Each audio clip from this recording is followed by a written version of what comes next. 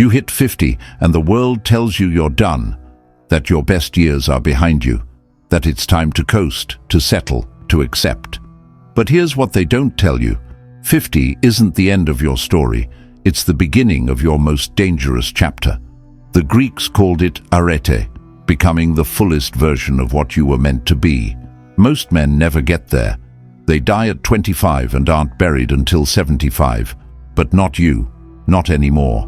Today, we're breaking down 5 Stoic lessons that will help you reinvent yourself after 50. This isn't motivational fluff. This is a blueprint for your second act. Lesson 1. Burn the old identity. Most men after 50 are haunted by who they used to be. The athlete, the corporate climber, the man with unlimited energy and no grey hair. You look in the mirror and see a stranger. You compare yourself to your younger self and feel like you've lost something. Here's the truth. You're clinging to a ghost. Seneca warned us. We suffer more in imagination than in reality. Your old self is dead, and that's not a tragedy, it's liberation. The Stoics understood that transformation requires destruction first. You can't build a fortress on rotting foundations. Every belief about your limitations, every story you tell yourself about being too old or past your prime, those are chains. And today, you break them. That identity you're mourning. It was a younger man with different problems, different goals, different battles. You're not him anymore, and thank God for that. Real reinvention starts when you stop mourning who you were and start obsessing over who you're becoming. The man at 50 has something the 25-year-old never had. Perspective, experience, battle scars that taught you what actually matters. You've lost the arrogance. You've gained wisdom. That's not a downgrade. That's evolution. So burn the old identity. Let it go. Stop comparing your present to someone else's past. The second half of your life doesn't belong to who you were. It belongs to who you're about to become. Lesson 2. Master the mind, or it masters you. At 50, you've collected decades of mental baggage, regrets about roads not taken, resentments about opportunities lost, patterns of thinking that no longer serve you. Your mind has become a battlefield, and most men don't even realize they're losing the war. Marcus Aurelius, the most powerful man in the world at the time, wrote this: "You have power over your mind, not outside events. Realize this, and you will find strength." He understood what most men never learn. Your mind is either your greatest weapon or your worst enemy. After 50, the stakes are higher. You don't have time to waste spiraling in anxiety, replaying failures, catastrophizing about the future.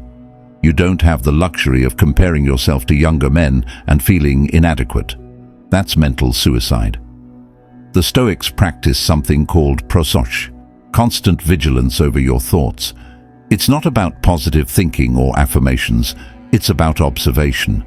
When anxiety creeps in about your age, you observe it. You don't let it run wild. When fear whispers, "It's too late," you acknowledge it, and then you move anyway.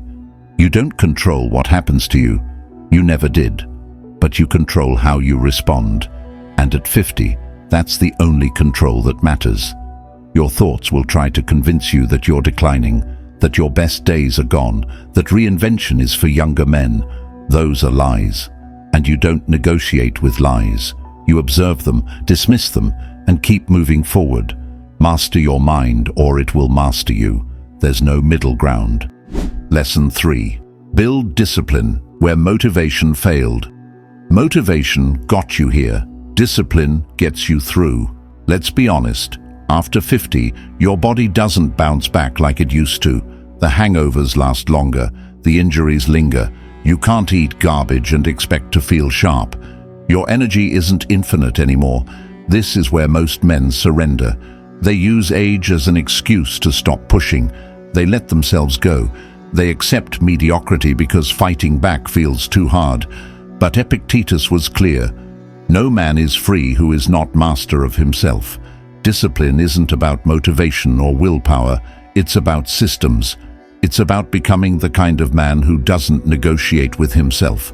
You eat natural foods not because you feel like it, but because you've decided that's who you are now.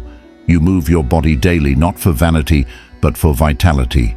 You fast not to punish yourself, but to sharpen your mind. Every choice you make is either building the man you want to become or maintaining the man you're trying to leave behind. At 50, there's no room for bad habits, no time for "I'll start Monday," no space for excuses. You eliminate bad habits with surgical precision. You don't debate whether to exercise today, you just do it. You don't wonder if you should eat junk, you already know the answer. Discipline becomes your default setting, and that's when everything changes. The young man relies on motivation. The man at 50 relies on discipline, and discipline always wins. Lesson 4. Redefine your value. Society measures a man by his productivity, his income, his status. After 50, those metrics might shift. Retirement looms, careers plateau. Younger men take your spot. The ladder you've been climbing suddenly feels irrelevant. This is where panic sets in for most men. They feel invisible, obsolete, forgotten. But the Stoics knew something revolutionary. Your value isn't external, it's internal. Marcus Aurelius ruled the greatest empire on earth, yet he wrote, "Very little is needed to make a happy life. It is all within yourself." Your worth isn't your bank account. It's not your job title or your corner office. It's your character, your wisdom, your ability to face adversity with calm. You've spent 50 years accumulating experience. Now it's time to weaponize it. Teaching, mentoring, creating, leading. You're not winding down. You're entering your most influential phase. The younger version of you had energy, but you have something more valuable. You know what works and what doesn't. You've made the mistakes. You've learned the lessons. That knowledge is power. The question isn't whether you still have value. The question is whether you're brave enough to redefine it on your own terms. Stop measuring yourself by society's broken yardstick. Start measuring yourself by the man you see in the mirror every morning. Is he growing? Is he learning? Is he becoming?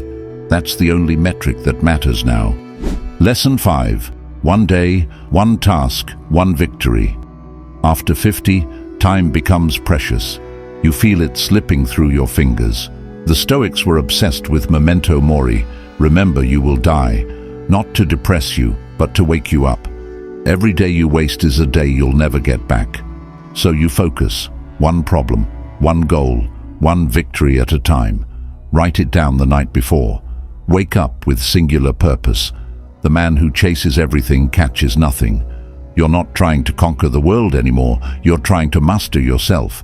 And that happens in small, deliberate steps. Seneca said, "It is not that we have a short time to live, but that we waste a lot of it." You don't have time for distraction, for procrastination, for living in the past or worrying about the future. You have today, and what you do with today determines everything. One task, done well, every single day. That's how you build momentum. That's how you reinvent yourself.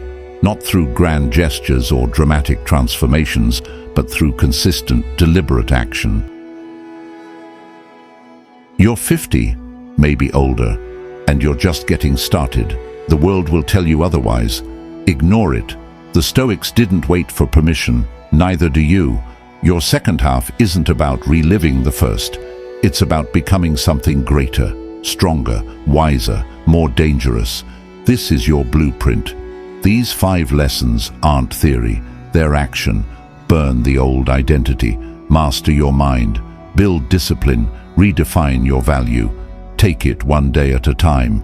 The man you were born to be isn't behind you. He's waiting ahead. Now execute.